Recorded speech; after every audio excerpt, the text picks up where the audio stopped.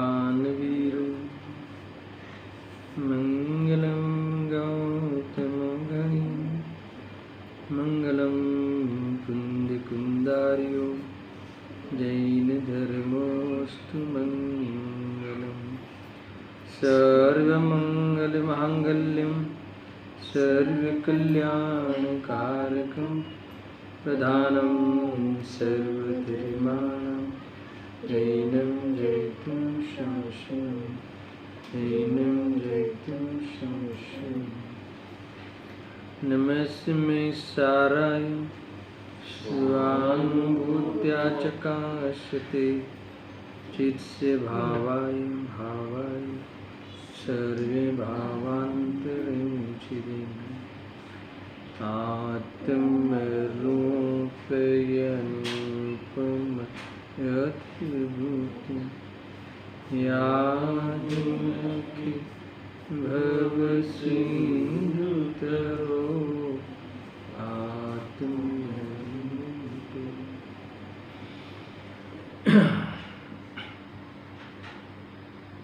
समय सार मोक्ष अधिकार, इसकी अंतिम दो गाथाएं 306 और 307। इस गाथा पे टीका का स्वाध्याय हो चुका है और भावार्थ पे थोड़ा सा हमने कल देखा था। पाठ करते हुए आगे बढ़ते हैं। देखो, प्रतिक्रमण अरु प्रतिसरण त्यो परिहरण निवृत्ति धारणा अरुशोधि निंदागरणा ये अष्टविध विषकुंभन अन प्रतिक्रमण अन प्रतिसरण अन परिहरण अन धारणा अनिवृत्ति अनगरहान निंद अशुद्धि अमृत कुंभ है। इसमें भावार्थ में जो पूर्व पक्ष रखा गया था उसकी भी चर्चा की है और उसके उत्तर रूपे दो गाथाओं का भाव बहुत ही सरलता से बताया है। वो भावार्थ व्यवहार न्यायालंबी ने कहा था, सुनना दर्शक, व्यवहार न्यायावलंबी ने क्या कहा था कि लगे हुए दोषों का प्रतिक्रमण आदि करने से ही आत्मा शुद्ध होता है, तब फिर पहले से ही शुद्धात्मा के अवलंबन का खेद करने का क्या प्रयोजन है। और गजब की बात है। देखो, मैंने लिया था कल विस्तार से, फिर से लेता हूँ कि ये जो व्यवहार न्यायावलंबी जो है, व्यवहार के पक्ष वाला जो व्यक्ति है, वे क्या कहता है कि अगर आत्मा को शुद्ध करना हो तो प्रतिक्रमण आदि से कर लेंगे। इसमें शुद्धात्मा का अवलंबन का खेद करने का क्या प्रयोजन है। यानी शुद्धात्मा का अवलंबन लेना कष्टदायक लगता है। इसे क्या कहा, शुद्धात्मा का अवलंबन लेना ये संवर्तत्व है और ये कहता है कि वो कष्टदायक लगता है, खेदजनक लगता है। आत्मा की दृष्टि करो, फिर आत्मा में है ना उसका लक्ष्य करो, फिर उसमें लीन हो जाओ, ये तो सब कष्टदायक है। इससे इस प्रकार से निरपराधी होना, इससे तो ये अच्छा है ना। आचार ग्रंथों में लिखा था कि कोई भी अप्रतिक्रमण आदि भाव होवे तो प्रतिक्रमण कर लेंगे और आत्मा को शुद्ध कर लेंगे। देखो, ये वास्तव में मैंने थोड़ा निजराधिकार याद कराया था, तुम नहीं थे ना, तो मैं फिर से बताता हूँ कि निजराधिकार में कहा था कि शुद्धात्मा की अनुभूति के बिना जो व्रतादि है वो वास्तव में क्लेश को प्राप्त कराते हैं।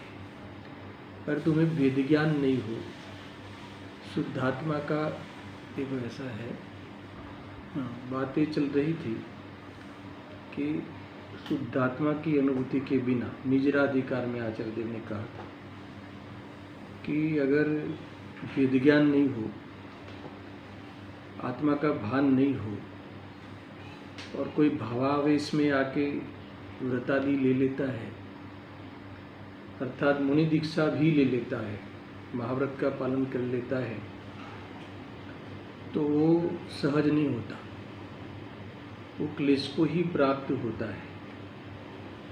और अभी ये कह रहा है, शिष्य ये कह रहा है कि अगर व्रतादि के द्वारा पहले शुद्ध कर ले वे आत्मा को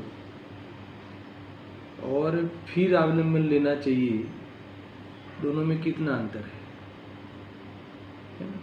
आचार्य देव कहते हैं कि ऐसा नहीं हो सकता। ये इसने लिखा है, देखो पहले ये कह रहा है शिष्य कि प्रतिक्रमण आदि करने से ही आत्मा जब शुद्ध हो जाता है तो फिर ये पहले से ही शुद्धात्मा के अवलंबन का खेद करने का क्या प्रयोजन है? शुद्ध होने के बाद उसका अवलंबन होगा, है ना? पहले शुद्ध करे आत्मा को, किससे? व्रत आदि से, प्रतिक्रमण आदि करके पहले शुद्ध करे, फिर उसका आश्रय ले भी। उल्टी बात है ना? अरे व्रत आदि से आत्मा कभी शुद्ध होता नहीं, शुभ करते करते कभी शुद्ध होता नहीं। ये तो वास्तव में वितराग दशा प्रकट करे और फिर विशेष कमजोरी हो और उसमें नहीं रहा जाए तो इसमें दिखता है जीव, व्रत आदि में दिखता है, बस इतना सा है। कुल मिला के कहना है, निजराधिकार में मूल बात ये थी कि आत्मानुभूति के बिना व्रतादि यथार्थ नहीं होती। मूल बात है, अगर तुम्हें राग और ज्ञान का, वितरागता और राग का विज्ञान हो तो ही वह रागादि, मंद रागादि में होने वाले व्रतादि यथार्थ होते हैं। यथार्थ यानी क्या? यानी उससे भिन्न आत्मा का अनुभव तब रहता है या तो व्रतादि में ही, उस व्यवहार में ही आभास कर लेगा, उसमें संतुष्टि कर लेगा और आखिरकार आत्मा का अहित करेगा। मूल बात ये है। देखो कितनी बातें लिखी है, शुद्ध होने के बाद उसका अवलंबन होगा, पहले से ही अवलंबन का खेद निष्फल है। ये बहुत गजब का लिखा इसने। क्या कहता है शिष्य कि अगर पहले से ही आत्मा की बात करेंगे और मान लो कि आत्मा नहीं मिला, पहले से ही आत्मा की बात करेंगे तो आत्मा ऐसे नहीं मिलता, ऐसा उसका मानना है। पहले से ही आत्मा की बात करे और फिर हाथ में नहीं आया तो, है ना, एक तो व्रतादि से भी रह गए और आत्मा भी नहीं मिला। वो ऐसा कौन कह रहा है? शिष्य कह रहा है। शिष्य का कहना ऐसा है। तो ऐसा नहीं होता कि भाई आत्मा की बात करना उसे पसंद नहीं है शिष्य को। मैंने कल ये भी बात कही थी कि अगर कोई ऐसा कहे कि प्रतिक्रमण, अरे ये सब परिग्रह आदि का त्याग कर दो, राग आदि का भी त्याग कर देना चाहिए, सब त्याग कर देना चाहिए, पर कैसे करो? राग का, द्वेष का सब त्याग करना है, छोड़ देना चाहिए, तो कैसे छोड़ोगे? तो क्या आत्मा के अवलंबन के बिना राग का अभाव कैसे होगा? है ना? सब उपदेश तो बढ़िया दे देते हैं, मात्र परिग्रह नहीं छोड़ना है, मात्र झूठ बोलना नहीं छोड़ना है ना, क्रिया ही छोड़ना है, ऐसा नहीं है, खरेखर तो राग द्वेष को भी छोड़ देना है। तो छोड़ो ना, कैसे छोड़ोगे? राग द्वेष छोड़ने के लिए क्या करोगे? तो बात यही आके खड़ी रहेगी कि अगर राग द्वेष छोड़ना है तो जिस स्वभाव में राग द्वेष नहीं है, ऐसे स्वभाव का अनुभव करना होगा वेद ज्ञान के द्वारा। इस चैतन्य स्वरूप जिसमें राग द्वेष की कोई छाया तक नहीं है, उसका यही मैं हूँ, अगर ऐसा ग्रहण करेगा तो देह आदि का लक्ष्य छूटेगा और राग आदि उत्पन्न नहीं होंगे। यही एक प्रकार से स्टेप है, इस स्टेप से हमें जाना चाहिए। मगर यहाँ कुल मिला के जो प्रतिक्रमण आदि को विषकुंभ कहा आचार्य देव ने, और अप्रतिक्रमण, तीसरी भूमिका वाला अप्रतिक्रमण उसे अमृत कुंभ कहा, तो ये बात को लेकर कोई चर्चा इसमें इनको करनी है। क्योंकि पूर्व पक्ष में मैंने कहा था कि कि प्रतिक्रमण आदि तो वास्तव में आत्मा शुद्ध करने का कारण है, तो वो विष कुंभ नहीं अमृत कुंभ है ऐसा उसने माना था। आचार्य देव कहते हैं ऐसा नहीं है। अगर विष अमृत कुंभ कहा भी हो उस आचार ग्रंथों में, वो भी उपचार से कहा है और वो भी ज्ञानियों के लिए कहा है, क्योंकि ज्ञानी धर्मात्मा जब स्वरूप में नहीं रहा जाता तब ऐसे व्रतादि में दिखता है, आता है और पुनः उसमें उस मर्यादा में रहते हुए वेद ज्ञान करके शुद्धोपयोग को ही साधता है। यानी एकमात्र शुद्धोपयोग ही ये सारे जो परिणाम है, अपराध है, उसका अभाव करने में समर्थ है। तुम्हारे स्वभाव इस वास्तव में वितरागता पाने में लाने में समर्थ नहीं है। निरपराध करने में अपराध कैसे कारण बनेगा? स्वभाव स्वयं अपने आप में एक अपराध है, तो कैसे वो निरपराधता को ले आएगा, ऐसा कहा है। देखो अब आचार्य इसको समझाते हैं, बहुत सरल भाषा में समझाते हैं, सुनो। उसे आचार्य समझाते हैं कि जो द्रव्य प्रतिक्रमण आदि के है वे दोषों को मिटाने वाले हैं।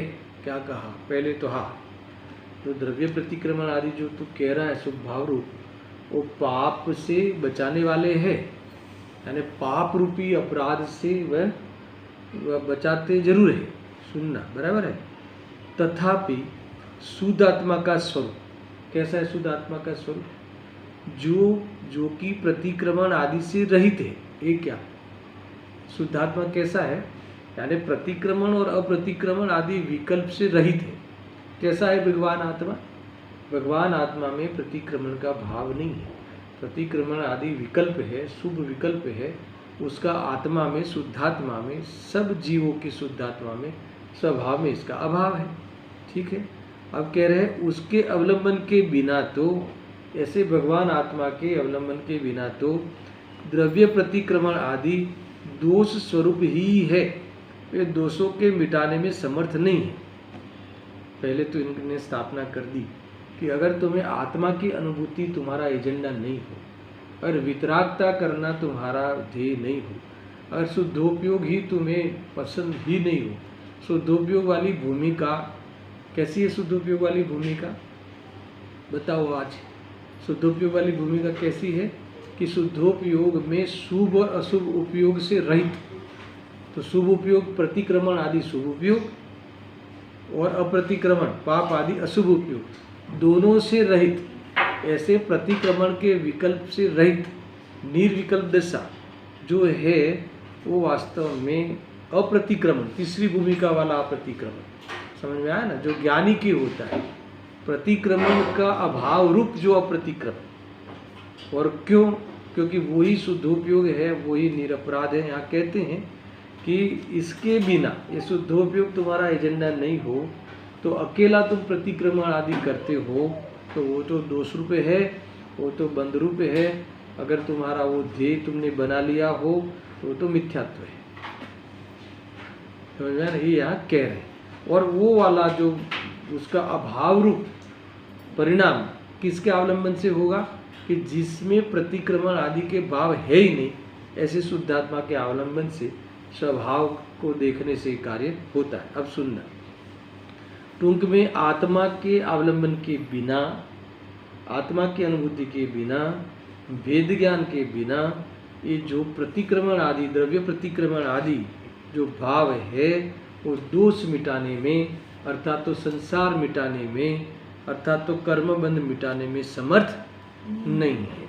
ऊपर से क्या करेंगे? वो तुम्हें संसार में रखड़ाने का काम करते हैं। अब इतना जबरदस्त लिखा है, इसके बाद सुनना बराबर से कि वे दोष मिटाने में तो समर्थ नहीं है, क्योंकि निश्चय की अपेक्षा से युक्त ही व्यवहार ने मोक्ष मार्ग में है। क्या कहा?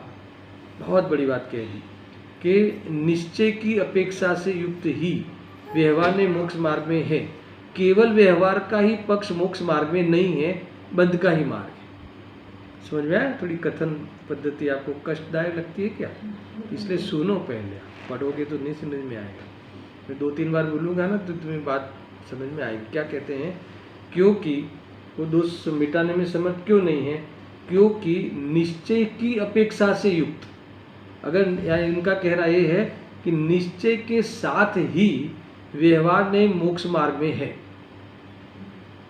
अर्थात तो निश्चय हो तो ही व्यवहार नहीं मोक्ष मार्ग में कहलाएगा।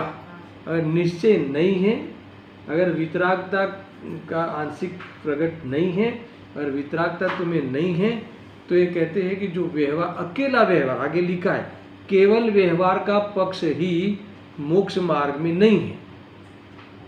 निश्चय के साथ व्यवहार रहे उसे हम मोक्ष मार्ग व्यवहार से कहते हैं।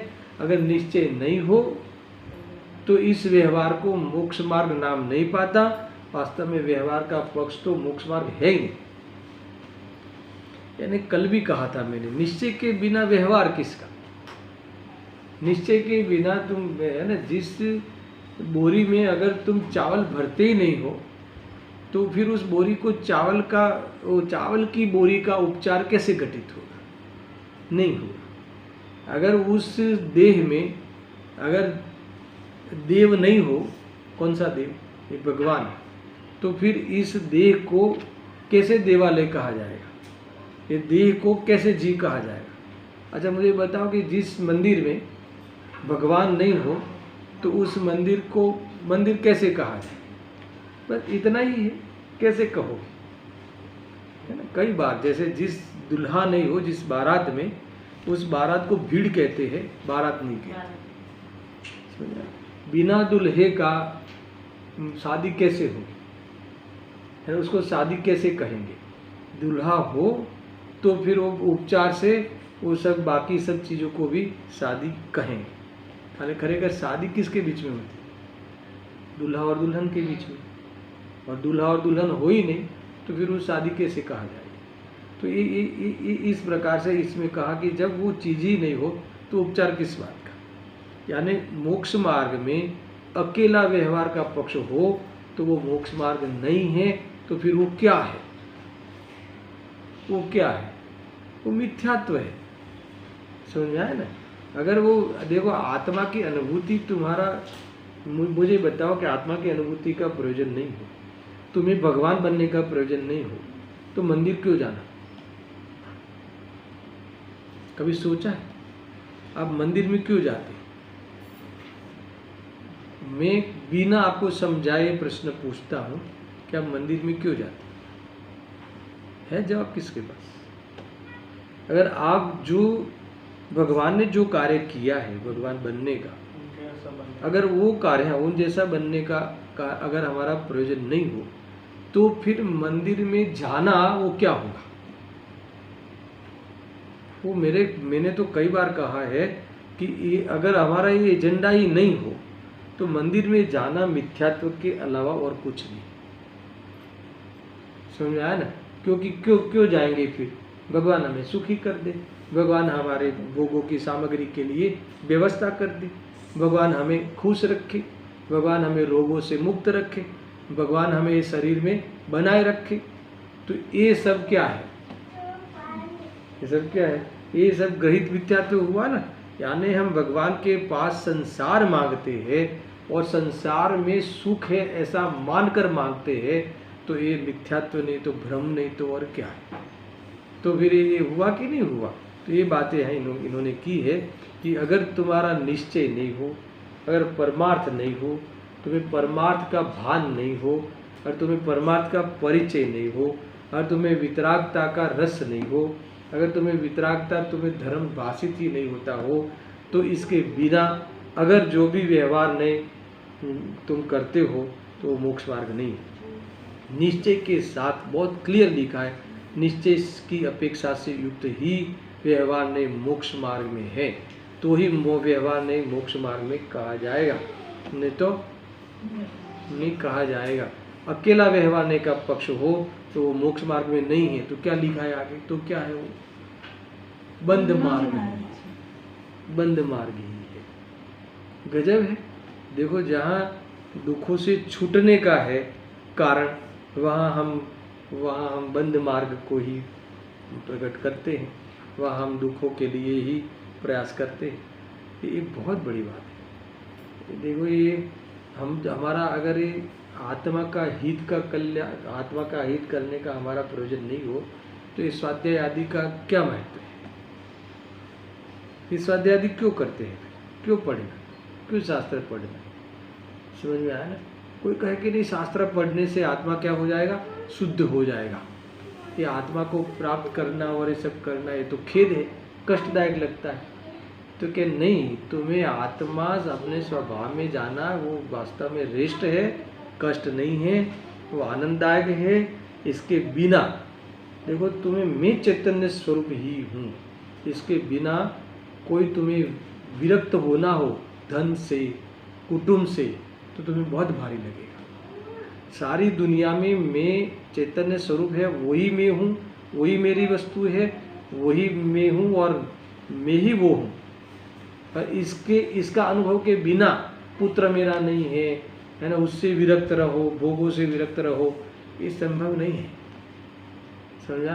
कोई कहे कि नहीं पहले घर छोड़ देते हैं फिर वो, ने तो क्या कहा मोक्षवाद प्रकाशक में कि पहले घर नहीं छूटता, पहले गृहस्थपना छूटता है। इसमें स्पष्ट लिखा कि गृहस्थपना नहीं छूटे उससे पहले घर छोड़ दोगे तो तुम कष्ट ही भोगोगे, तुम्हें कष्ट लगेगा और तुम्हारा वो किसी ने प्रशंसा नहीं की तो तुम और परेशान हो जाओगे। अब ये बहुत बड़ी बातें हैं भाई, ये समझने लायक है। ऐसा है देखो, इसीलिए यह कहा है कि अज्ञानी के जो प्रतिक्रमण आदि के है सो तो विष कुंभ है ही। अज्ञानी के जो अप्रतिक्रमण आदि है, पाप में रहता है, भोगों में रमता है और पापों में सुख मानकर उसमें रचा पचा रहता है, वो तो विष कुंभ जहर है ही, वो तो आत्मा की शांति खोने वाला है ही, वो तो आत्मा की शांति तक पहुंचेगा ही नहीं। अब सुनना, उसका तो कहना ही क्या है, उसके लिए तो क्या बात करें। किंतु व्यवहार चारित्र में जो प्रतिक्रमण आदि कहे हैं वे भी निश्चय नैसे विषकुंभ ही है, यानी वितरागता के सामने वो कैसा है, विषकुंभ ही है। स्वभाव के सामने सुख भाव में रहना है ना, हमें पोसाता नहीं है। ये तो जब वितरागता हमारी नहीं बढ़ती हो, वितरागता में शिथिलता आवे, वितरागता का पुरुषार्थ नहीं होता हो, तब ज्ञानी इस व्रतादि के माध्यम से उपयोग को वहाँ सीमित रखकर पुनः वेद ज्ञान करके, पुनः वेद ज्ञान का विचार करके शुद्धोपयोग में चला जाता है। बस इतना सा बीच में जैक आता है, इतना ही बीच में एक प्रकार से उसका रोल आता है, इतना ही है। पर वो करे तो अब शुद्धोपयोग में जावे नहीं और वहीं संतुष्ट हो जावे तो वो तो कैसा है, विषकुंभ ही है। अज्ञानी के लिए तो वह वास्तव में सुनना है, बहुत भारी पड़ेगा आपको। अज्ञानी के लिए तो ये वास्तव में शास्त्र स्वाध्याय आदि ये व्रतादि भाव अनंत संसार का कारण ही बनता है, बहुत भारी पड़ेगा। इसमें उपादेय बुद्धि पूर्वक किए जाते होने कारण इसमें तुमने जहर मिला दिया, आया था ना कल, 100 लीटर दूध में तुमने एक बूंद मिला दिया, यानी महाव्रत आदि जहर नहीं है, महाव्रत आदि तो दूध है ना, अमृत भी तो नहीं है, अमृत तो वितरागता है और सुभाव क्या है, महाव्रत आदि दूध है, मगर उसमें हमने एकत्व बुद्धि कर ली, उपादेय बुद्धि कर ली। तो यहाँ कहते हैं कि तुमने निश्चय को छोड़ दिया, निश्चय तक गए नहीं, तो ये सब तुम्हारे लिए क्या होगा, कैसे विष को हुई, जहर कैसे हुई। अरे वो तुम्हें, हाँ वो तुम्हें मुक्ति का कारण ही नहीं बना, मुक्ति में निमित्त भी नहीं बना, ये तो तुम्हें बंध में निमित्त बना। यद्यपि ज्ञानी भी जब तक शुद्धोपयोग की पूर्णता नहीं करता तो उसके व्रतादि भी कोई मोक्ष नहीं ले जाते, वो व्रतादि तो बंध के ही कारण है, मगर वहाँ उसमें रहना पसंद नहीं है, शुद्धोपयोग का प्रयास करता है। शुद्धोपयोग का प्रयास अगर पूरी ताकत से नहीं हुआ तो उसी व्रतादि के कारण वो कहाँ जाएंगे, स्वर्ग में जाएंगे, बंद होगा। देखो ऐसा मैंने कई बार कहा है कि मुनिराजों को जो संजलन कषाय बाकी रह गई, समझ में आया ना, वो संजलन कषाय रह गई तो प्रशस्त है ना। तो संजलन क्रोध मान माया लोग प्रशस्त है, शुभ रूप है, मगर जब तक वो एक इतनी रह जाएगी तब तक बंद चालू रहेगा। उसी को जीतने के लिए, उसी से वेद ज्ञान करने के लिए पुरुषार्थ करते हैं मुनिराज वेद ज्ञान का। ये बात यहाँ कही, इतना अद्भुत लिखा। किंतु व्यवहार चारित्र में जो प्रतिक्रमण आदि कहे हैं, होते हैं, करते हैं, किए जाते हैं, वे भी निश्चय नहीं से परमात्मा के सामने विषकुंभ ही है। यानी मुनिराजों का 28 मूल गुण में रहने का प्रयोजन नहीं। 28 मूल गुण के लिए मुनि दीक्षा नहीं ली थी। 28 मूल गुण पालन करने के लिए, पापों से मात्र बचने के लिए मुनि दीक्षा नहीं ली थी। मुनि दीक्षा तो वितराग होने के लिए ली थी, संपूर्ण वितराग होने के लिए ली थी। जो कहते हैं विषकुंभ क्यों है?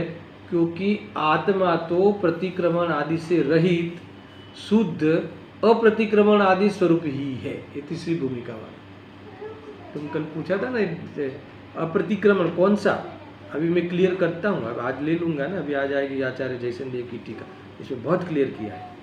एक ज्ञानी का अप्रतिक्रमण और अज्ञानी का अप्रतिक्रमण, दोनों का अप्रतिक्रमण अलग अलग है, ऐसा क्लियर किया है। वहीं जाके हम पढ़ते हैं, निकालो। अप्रतिक्रमण आदि से, हाँ, क्योंकि आत्मा का तो प्रतिक्रमण आदि से रहित है ना, शुद्ध अप्रतिक्रमण आदि स्वरूप ही है। आत्मा प्रतिक्रमण आदि तो पहले कहा ना, शुद्धात्मा लो और शुद्धोपयोग लो, दोनों में प्रतिक्रमण नहीं है। क्या कहा? प्रतिक्रमण यानी शुभ भाव है ना। अब शुद्धात्मा में शुभ भाव नहीं है और शुद्धोपयोग में प्रतिक्रमण नहीं होता। प्रतिक्रमण कब करते हैं?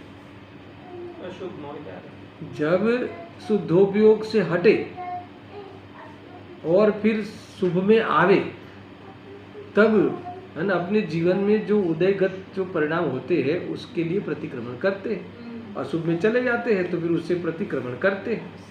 मगर शुद्धोपयोग में रहे उसको प्रतिक्रमण करने की क्या जरूरत है? अरिहंत भगवान और सिद्ध भगवान प्रतिक्रमण करते हैं कि नहीं करते? बोलो। तो नहीं करते हैं तो क्या करते हैं? अप्रतिक्रमण है ना। उनको प्रतिक्रमण नहीं है, उसका अर्थ उनको अप्रतिक्रमण है। प्रतिक्रमण का नहीं होना अप्रतिक्रमण है। और एक अप्रतिक्रमण किसको है कि जो शुभ वाला प्रतिक्रमण नहीं करके पाप रूप भी प्रतिक्रमण करता है, वो अप्रतिक्रमण पहली भूमिका, और प्रतिक्रमण दूसरी भूमिका, दूसरा पर्दा। और ये दोनों विकल्प नहीं हो जिनके, ऐसा अप्रतिक्रमण जिसको प्रतिक्रमण की जरूर आवश्यकता ही नहीं है ना, वो ऐसा अप्रतिक्रमण वो तीसरी भूमिका वाला वो ज्ञानी का है, वो ज्ञानी को होता है शुद्धोपयोग में। देखो आप निकालो, इसमें और स्पष्ट हो जाएगा। 5 कलश के बाद लिखी है इन्होंने टीका, तात्पर्य वृत्ति मिला, पेज नंबर है 560।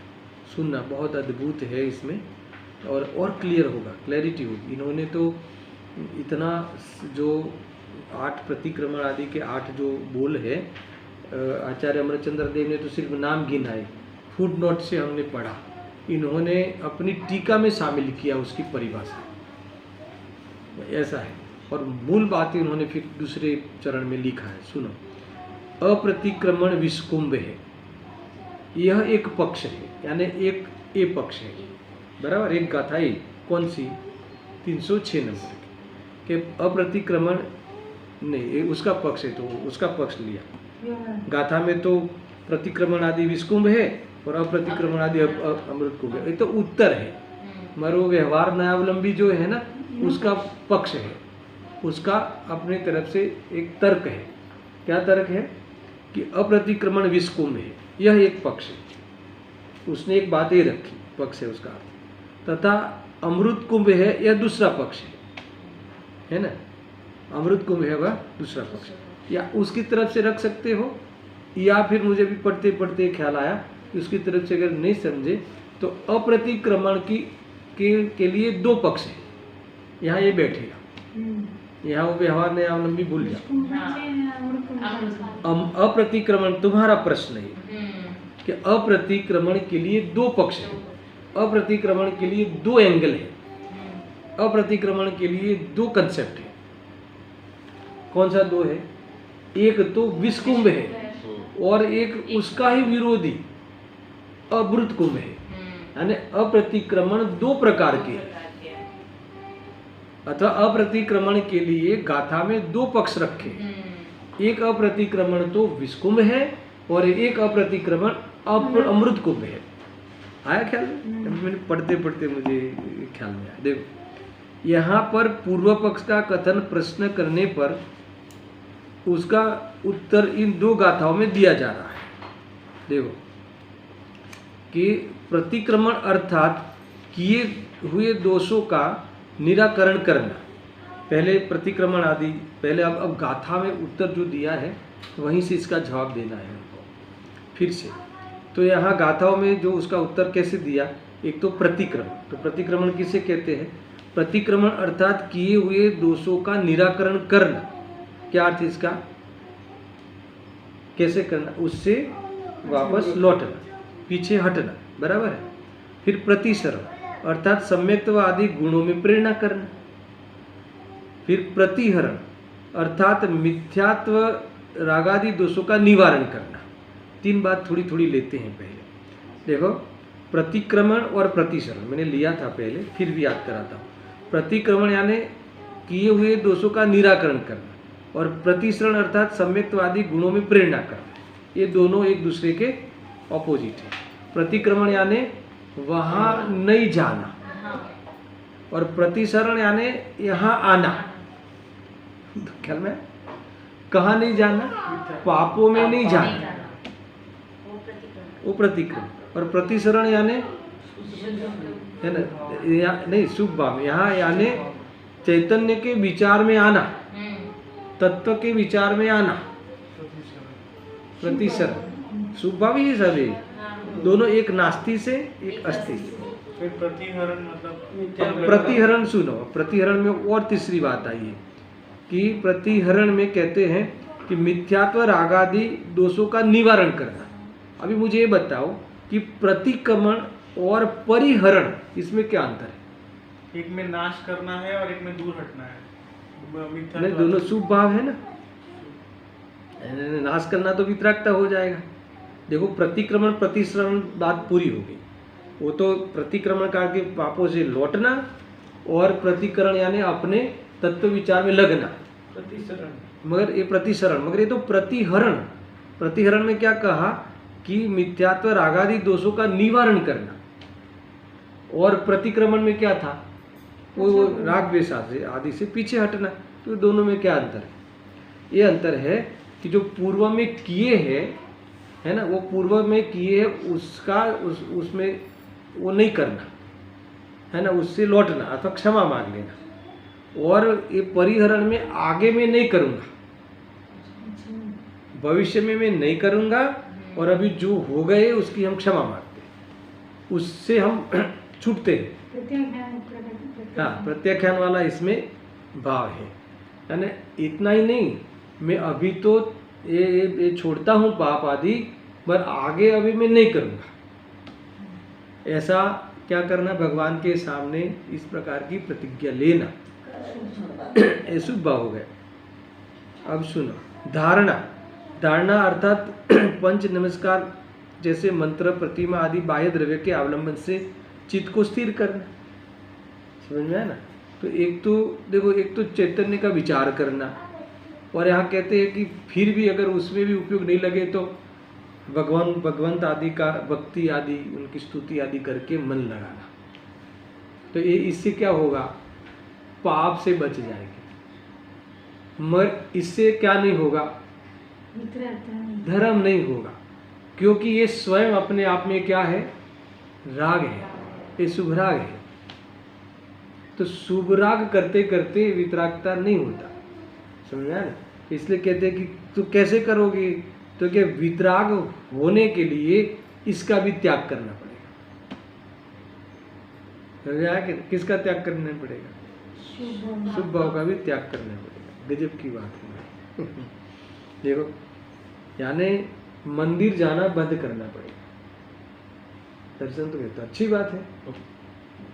आगे आने वाला श्लोक रखा इसलिए कि मंदिर जाना बंद करना पड़ेगा। जब ये कहते हैं तो फिर दुकान जाना चाहिए, ऐसा कैसे कह सकते हैं? अब जब मंदिर जैसी पवित्र चीजों में मना करते हैं तो फिर तुम्हें ऐसा कहेंगे कि नहीं दुकान में रहो तुम तो। अगर प्रतिक्रमण छोड़ने को कहते हैं तो क्या अप्रतिक्रमण करने का कहते होंगे?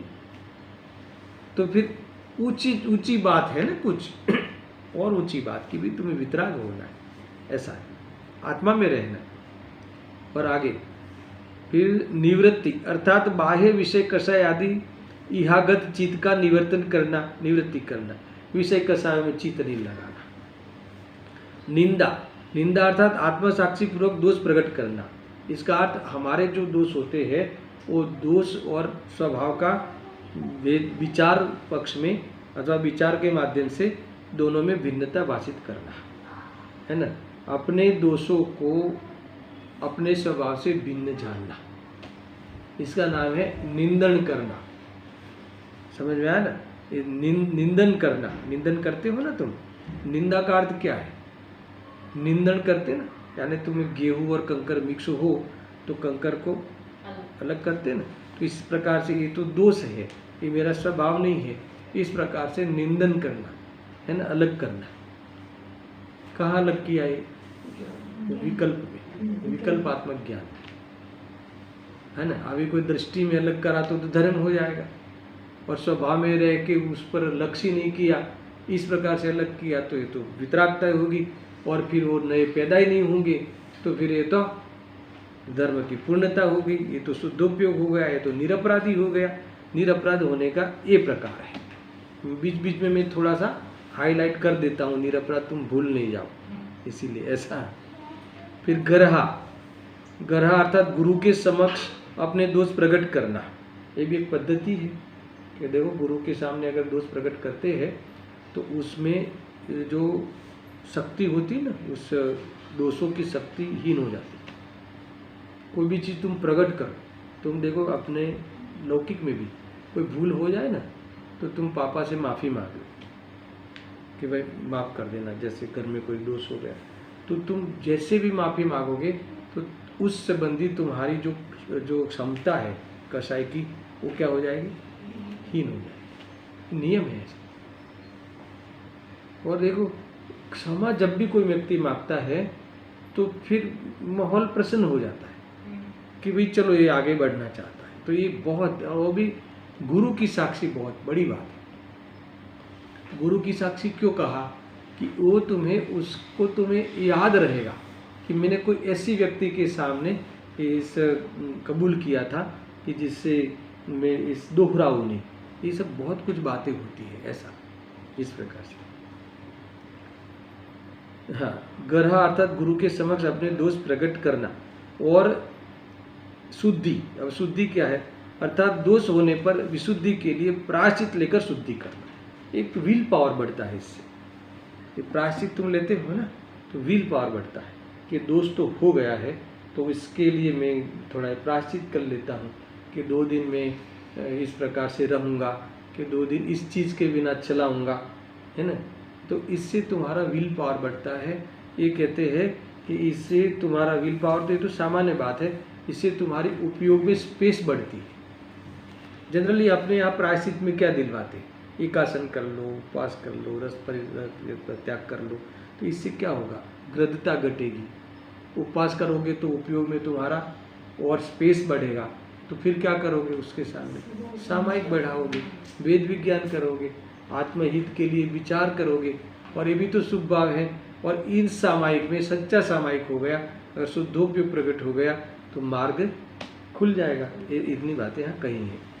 देखो यहाँ तक तो जूनी बात कही, अभी कोई खास बात आने वाली है, सुनना।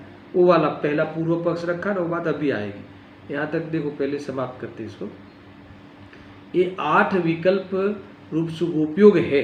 ये क्या है? शुभोपयोग है। समझ में आया ना? देखो हाँ, यद्यपि मिथ्यात्व आदि विषय कषाय परिणमित रूप अशुभ उपयोग की अपेक्षा से सुनना।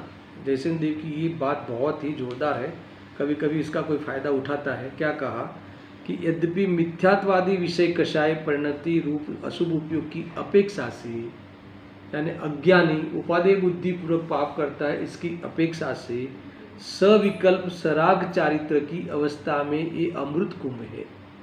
क्या कहा? अशुभ उपयोग की अपेक्षा ये सब कैसा है? अमृत कुंभ है। अब ये किसके लिए अमृत कुंभ है?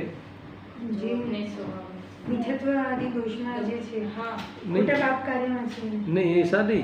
खरेखर तो अमृत कुंभ ज्ञानी के लिए है, अज्ञानी के लिए तो ये भी विष कुंभ ही है। तो उसकी अपेक्षा ज्ञानी के ये जो होता है वह स्वरूप में जाने में निमित्त बनता है, इसलिए वो कैसे है? अमृत कुंभ है ऐसा। तथापि राग द्वेष मोह ख्याति, अब सुनना, तथापि राग द्वेष मोह ख्याति पूजा लाभ दृष्ट श्रुत अनुभूत भोगांक्षा रूप निदान बंद आदि सभी परद्रव्य के अवलंबन वाले विभाव परिणामों से रहित ऐसे चिदानंद एक स्वभाव रूप विशुद्ध आत्मावलंबन से परिपूर्ण अवस्था वाले निर्विकल्प शुद्धोपयोग लक्षण वाले, क्या कहते हैं, अप्रतिक्रमण इस गाथा कथित क्रम से ज्ञानी जन आश्रित निश्चय अप्रतिक्रमण रूप जो तृतीय भूमि है उसकी अपेक्षा से वितराग चारित्र में स्थित पुरुषों को विष कुंभ ही है, ऐसा आशय है। कितना लंबा कथन है, समझा? देखो पहले क्या कहा कि मिथ्यात्व के सहित जो राग द्वेष करते हैं या पाप आदि करते हैं उसकी अपेक्षा ये जो है सराग चारित्र, सराग चारित्र किसका होता है? ज्ञानी को, है ना। चारित्र जो वितरागता के साथ राग रहता है उसे सराग चारित्र कहते हैं। तो सराग चारित्र की अवस्था में ये अमृत कुंभ है। क्यों अमृत कुंभ है? क्योंकि उसमें रहते हुए वह संतुष्ट नहीं हो जाते, पर पुरुषार्थ करके पुनः शुद्धोपयोग में चले जाते। मगर उसके लिए वो ज्ञानी के लिए भी, ज्ञानी क्या मानता है? तो विष कुंभ मानता है। क्यों मानता है? अब वो पुनः पढ़ता हूँ कथन तोड़ तोड़ के। पहले तो ये बताते हैं कि जो आत्मा का अवलंबन लिया जाता है, यानी शुद्धात्मा का अवलंबन लिया जाता है, वो कैसा है? तो इतना लंबा चौड़ा लिख दिया। वो कैसा है कि वह राग द्वेष मोह ख्याति पूजा लाभ दृष्ट श्रुत, यानी देखना सुनना। देखना सुनना क्या? देखना सुनना ये भोगों के बारे में देखना और सुनना, सब चीज़ें तो देखने सुनने में ही तो है पूरी रामायण। देखने सुनने का स्वभाव है ना, देखना जानना तो स्वभाव है, मगर ये सुनने के माध्यम से भी जानना स्वभाव है, मगर इसे ज़्यादा लालसा क्या रहती है? ये देखो वो देखो वो देखो, ये सुनो वो सुनो, समझ में आया ना। तो देखन दृष्ट और श्रुत, फिर क्या कहा? अनुभूत भोग आकांक्षा रूप निदान बंद आदि सभी, ये सब क्या है? परद्रव्य के अवलंबन वाले विभाव परिणाम। यहाँ तक तो कोई प्रॉब्लम नहीं है, ये सब विभाव परिणाम है। इससे रहित कौन है? आगे लिखा है इस परिणामों से रहित कौन है? सबकी बताओगे? ऐसे परिणामों से रहित, ये पापों से रहित, राग से रहित कौन है? है कौन है? यहाँ शुद्धात्मा लिखा है, देखो रहित ऐसे चिदानंद एक स्वभाव रूप विशुद्ध आत्म अवलंबन। पहले तो ऐसा कौन है? चिदानंद स्वभाव है। और दूसरा कौन है ऐसा? ऐसे चिदानंद स्वभाव का अवलंबन लिया है ऐसा शुद्धोपयोग वाला ज्ञान, दोनों लेगा। एक तो शुद्धात्मा है ना, इसमें चीजें है ही नहीं, और इसका अवलंबन जो लेता है ऐसा अवलंबन से परिपूर्ण अवस्था वाले निर्विकल्प शुद्धोपयोग। और कौन? परिपूर्ण अवस्था, जो अब तो परमानेंट निर्विकल्प हो गए, वापस आ जाते हैं ना प्रमाद में, वो नहीं, छठे में आ जाते हैं वो नहीं, हाँ चौथे गुण स्थान वाले जब शुद्धोपयोग में जाते हैं, हाँ परिणति रूप रहते हैं, इतना ही नहीं, वो वापस अशुभ में आ जाते हैं, उनकी बात नहीं है। ये तो जो अरिहंत हो जाते हैं, जो सिद्ध हो जाते हैं, परिपूर्ण अवस्था वाले निर्विकल्प शुद्धोपयोग लक्षण वाले कौन है? अपरिकम्मण इस गाथा कथित क्रम से ज्ञानी जनाश्रित निश्चय अप्रतिक्रमण रूप जो तृतीय भूमि है, ये किसके है? आया ना, क्या कहा कि ये ज्ञानी जनाश्रित, ज्ञानी जनों के आश्रित निश्चय अप्रतिक्रमण रूप से जो तृतीय भूमि है ना। अभी इनको अप्रतिक्रमण है यानी प्रतिक्रमण जैसा कोई होता ही नहीं। क्यों? क्योंकि शुद्धोपयोग में है, उनको प्रतिक्रमण नहीं होता, यानी शुद्धोपयोग में होता है, इनको शुभोपयोग नहीं होता। एक समय में एक ही उपयोग होता है। अब शुद्धोपयोग हो, इनके शुभ उपयोग नहीं होता, यानी अप्रतिक्रमण जो तृतीय भूमि है। अब इतना नहीं कहना है, उसके अपेक्षा से वितराग चारित्र में स्थित पुरुषों को विषकुंभ ही है, यानी शुद्धोपयोग की अपेक्षा। मुझे बताओ कि अजंत भगवान को जो शुद्धोपयोग है यानी वितरागता है, निर्विकल्प दशा है, उसके सामने, उनके सामने मुनिराज की, भावलिंगी संत की, आचार्य कुंकुन देव की जो विकल्प दशा है वो कैसी है? विषकुंभ है। यानी ये कहना है, आगे कहने वाले हैं कि ये एकमात्र शुभ में तो रहना ही नहीं है, एकमात्र शुद्धात्मा में ही रहना प्रयोजन है। प्रतिक्रमण हमारा प्रयोजन नहीं है, प्रतिक्रमण में आना हमारी मजबूरी है। कौन कहता है? मुनिराज कहते हैं। वास्तव में हमें तो व्यवहारने की विषय वस्तु में आना ही नहीं था, मगर मैं उससे बचा नहीं जाता, मैं शुद्धोपयोग में नहीं रह पाता, इसलिए आया हूँ प्रभु, बाकी मुझे व्यवहारने में आना ही नहीं था। समझे? व्यवहार में आना कोई मेरी शोभा नहीं है, उसको तो प्रमाद कहने वाले आगे के श्लोक में, ये तो प्रमाद में आ गए, ऐसा है। देखो, तो विषकुंभ ही है, ऐसा आशय है। अब इसको थोड़ा समझाते हैं, अब तुम्हारा क्लैरिटी और आ जाएगी तुम्हारे प्रश्न की। इसका कुछ विशेष यह है कि अप्रतिक्रमण दो प्रकार का होता है। अब आया ना, अप्रतिक्रमण दो प्रकार का होता है। हाँ, क्या? दो प्रकार का होता है, एक ज्ञानी जनाश्रित और एक अज्ञानी जनाश्रित। आया ख्याल में? अब अज्ञानी जनाश्रित जो अप्रतिक्रमण है वह तो विषय कषाय परिणति रूप होता है, किंतु ज्ञानी जनाश्रित जो अप्रतिक्रमण है वो शुद्धात्मा के सम्यक श्रद्धान ज्ञान एवं अनुष्ठान लक्षण वाला त्रिगुप्ती रूप है, निश्चय रत्नत्रय रूप। आया ना, यानी अप्रतिक्रमण दो प्रकार के, एक विषकुंभ, एक अमृत कुंभ। तो विषकुंभ वाला किसके है? अज्ञानी का। क्या होता है इसमें? विषय कषाय होते हैं, भोग का परिणाम होते हैं, विषय का आकांक्षा होती है, इसमें रहना हो तो हलाहल जहर है, ये कह रहे हैं। मगर यहाँ जो ज्ञानी जन आश्रित अप्रतिक्रमण है वो कैसा है? शुद्धात्मा में लीनता रूप है, शुद्धात्मा का श्रद्धान और उसका ज्ञान या संवेदन और उसके अनुष्ठान यानी उसमें ही स्थित रहने रूप जो वितराग परिणति है, निश्चय रत्नत्रय है, मोक्ष मार्ग है, निश्चय मोक्ष मार्ग है, वो क्या है? अप्रतिक्रमण रूप है। और वो ही मोक्ष मार्ग से पूर्ण मोक्ष प्रकट होता है। वैसे सदा निर्विकल्प रहने वाले वो तो अप्रतिक्रमण परमानेंट हो गए, तो अभी प्रतिक्रमण की जरूरत नहीं है। देखो कितनी जोरदार बात लिखी है। वह ज्ञानी जनाश्रित अप्रतिक्रमण, अब सुनना, वह ज्ञानी जनाश्रित अप्रतिक्रमण सराग चारित्र लक्षण रूप शुभोपयोग की अपेक्षा से यद्यपि अप्रतिक्रमण कहा जाता है, तथापि वितराग चारित्र की अपेक्षा वही निश्चय प्रतिक्रमण है। आ गया ना? देखो ये इन्होंने समाधान कर दिया। वास्तव में वो व्यवहार प्रतिक्रमण और ये वितरागता वो निश्चय प्रतिक्रमण, समझ में? जिससे हमने अप्रतिक्रमण इस गाथा में कहा है। ज्ञानी जनित, ये लिखा ना, ज्ञानी जनाश्रित, ज्ञानी जनाश्रित जो अप्रतिक्रमण है वो वास्तव में है ना, वितरागता होने के कारण वो वास्तव में क्या है? निश्चय प्रतिक्रमण है, ऐसा कहा, क्लियर कर दिया इन्होंने। वह ज्ञानी जन आश्रित अप्रतिक्रमण सराग चारित्र लक्षण रूप शुभोपयोग की अपेक्षा से यद्यपि अप्रतिक्रमण कहा जाता है, तथापि वितराग चारित्र की अपेक्षा वही निश्चय प्रतिक्रमण है। अब फिर से प्रश्न, किस कारण से निश्चय प्रतिक्रमण है? इसका अर्थ क्या? इसके उत्तर में कहते हैं कि समस्त शुभ शुभ आश्रव दोष निराकरण रूप होने के कारण निश्चय प्रतिक्रमण है।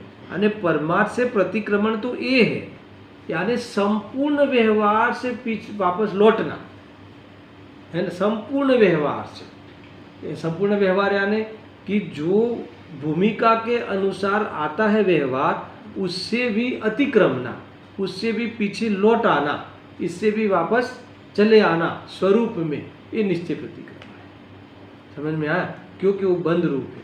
खाली पाप से बचना नहीं, पाप पुण्य दोनों से बचना। अकेले पाप से बचना वो व्यवहार प्रतिक्रमण है, और पाप पुण्य दोनों से बचना वो निश्चय प्रतिक्रमण है। अब ख्याल में आया? तो कौन सा प्रतिक्रमण करना चाहिए? अब सुनना, व्यवहार प्रतिक्रमण बंध स्वरूप है, निश्चय प्रतिक्रमण अबंध स्वरूप है। व्यवहार प्रतिक्रमण वास्तव में विष कुंभ है, और निश्चय प्रतिक्रमण अमृत कुंभ है। ऐसा देखो, उसके उत्तर में कहते हैं कि समस्त शुभ अशुभ आश्रव दोष निराकरण रूप होने के कारण, क्यों निश्चय प्रतिक्रमण क्यों कहते हैं? क्योंकि समस्त निराकरण कर दिया, शुभ अशुभ दोनों का निराकरण कर, निराकरण यानी छोड़ दिया। हाँ, निश्चय प्रतिक्रमण, इससे सिद्ध हुआ कि वही निश्चय प्रतिक्रमण है व्यवहार प्रतिक्रमण की अपेक्षा अप्रतिक्रमण शब्द से वाच्य ज्ञानी जनों का अप्रतिक्रमण मोक्ष का कारण है। वही जो निश्चय प्रतिक्रमण कहा, वही वाच्य के रूप में अप्रतिक्रमण ज्ञानी जी को कहा, वही तुम्हें समझना चाहिए कि जो मोक्ष का साक्षात कारण है। व्यवहार प्रतिक्रमण तो यदि शुद्धात्मा को सुनना, व्यवहार प्रतिक्रमण की अपेक्षा नहीं हो गया। हाँ, व्यवहार प्रतिक्रमण तो यदि शुद्धात्मा को उपादेय मानकर उसी निश्चय प्रतिक्रमण के साधक भाव से विषय कसाय से बचने के लिए करता है, तो वह भी परंपरा से मोक्ष का कारण होता है। अच्छा, मोक्ष का कारण दो हो गया ना कि नहीं? ये परंपरा मोक्ष का कारण है, यानी उपचार से मोक्ष का कारण है। साक्षात मोक्ष का कारण कौन है? शुद्धोपयोग। खरेखर मोक्ष का कारण तो शुद्धोपयोग है, मगर वो शुद्धोपयोग के लिए पूर्व में जो शुभोपयोग था कि जिसमें रहते हुए उसने प्रयास किया था, तो उसे भी कह देते हैं। वो कहने का मोक्ष का कारण है, वो वास्तव में उपचार से मोक्ष का कारण है।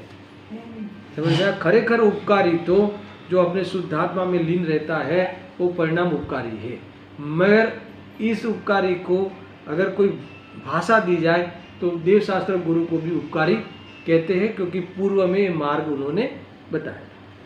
इसीलिए खरेखर उपकारी कौन हुआ? शुद्धात्मा। शुद्धात्मा का अवलंबन हमारे लिए तो वो उपकारी है, मगर ये शुद्धात्मा बताया किसने था? हाँ, बताया था। समझ में आया ना? दिया नहीं था, पमाया नहीं था, पाना तो अपने को ही था। देखो ऐसा, अन्यथा स्वर्ग आदि सुख के निमित्त रूप पुण्य बंध का कारण होता है। अगर जो तुम स्वरूप में नहीं चले जाते तो तुम्हें स्वर्ग आदि में चले जाते, फिर वहाँ अगर वहाँ भी आत्मज्ञान नहीं करते तो एक इंद्रिय में चले जाते। ऐसा, और जो अज्ञानी जीव के देखो आत्मानुभूति नहीं होती ना, तो यही जो शुभ भाव है ना, परंपरा निगोद का कारण बनता है। एक आया ना, अगर आत्मानुभूति तुमने नहीं की तो तुम स्वर्ग में जाके फिर मोहित हो जाते हो भोगों में, तो आत्म कल्याण के लिए तैयारी नहीं होती, तो फिर वहां से तुम्हें एक इंद्रिय पेड़ में चले जाते हो। ऐसा होता है। देखो, अन्यथा स्वर्ग आदि सुख के निमित्त रूप पुण्यबंध का कारण होता है, और अज्ञानी जीव से संबंधित, सुनना बराबर, अज्ञानी जीव से संबंधित मिथ्यात्व विषय कसाय परिणति रूप अप्रतिक्रमण है, वह तो नियम से नरकादि दुखों का ही कारण है। इसीलिए तेरा जो ये प्रतिक्रमण करके आत्मा के शुद्ध करने का जो ख्याल है, ये तेरा गलत है ना? वास्तव में तो हमने जो निरपराध के लिए कहा था ना, ये चैतन्य स्वरूप है, वो ही मैं हूँ। ये तुम अगर उस प्रकार से ग्रहण करो, और राग आदि को तुम एक बार भी प्रेम मत करो, उसमें प्रयोजन बासित मत करो, तो तुम वितराग होके तुम कहाँ चले जाओगे? सिद्धालय में सिद्ध बन के रहोगे। ये बात यहाँ कही है। अब देखो, ये समापन करते हैं। आचार्य जयसिंह देव ने समापन अभी कर देते हैं, मगर आचार्य अमरचंद्र देव इसके बाद 5 श्लोक कहेंगे, 5 कलश कहेंगे, बाद में समापन करेंगे। तो आचार्य जयसिंह देव के द्वारा जो समापन है वो पढ़ लेते हैं। इस प्रकार प्रतिक्रमण आदि 8 प्रकार का शुभोपयोग यद्यपि सविकल्प अवस्था में अमृत कुंभ होता है, तथापि सुख दुख आदि में समता लक्षण रूप परम उपेक्षा संयम की अपेक्षा से व्यवहार प्रतिक्रमण विषकुंभ ही है। ठीक है, इस प्रकार व्याख्यान की मुख्यता से चतुर्थ स्थल के 8 गाथाएं पूर्ण हुई।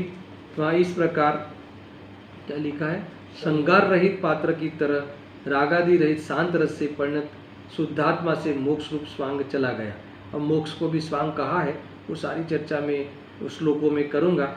इस प्रकार जैसे नाचार्य कृत शुद्धात्मानुभूति लक्षण वाली समय सार की तात्पर्य वृत्ति व्याख्या में 22 गाथाओं द्वारा 4 अंतर अधिकारों में 9वां मोक्ष अधिकार पूर्ण हुआ।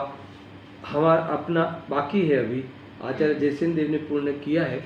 आचार्य अमरचंद्र देव के द्वारा तो अभी 5 कलश हमें और पढ़ना है।